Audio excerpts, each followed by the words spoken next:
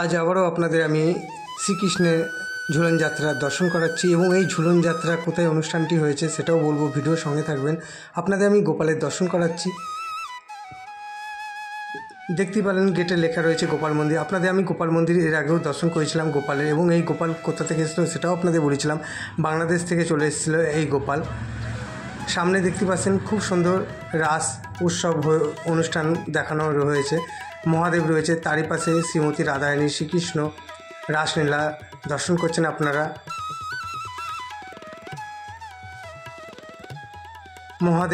মহাদেবের পাশে সখীরা নৃত্য করছে।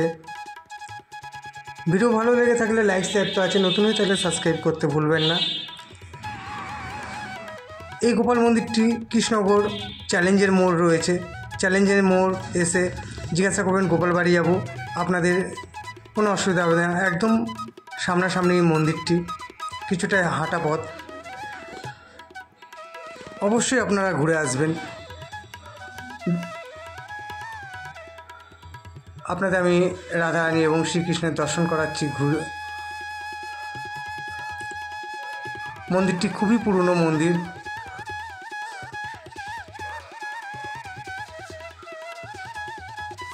আপনাদের আমি গোপালের দর্শন করাচ্ছি। এই গোপাল বাংলাদেশ থেকে চলে এসেছিলেন দেশভাগের আগে। আমার ভিডিও দেওয়া রয়েছে ইউটিউবে, আগে সার্চ করলে পেয়ে যাবেন, ওখানে সাক্ষাৎকার নেওয়া আছে। সকলকে রাধে রাধে, ঝুলন যাত্রায় অনেক অনেক শুভেচ্ছা।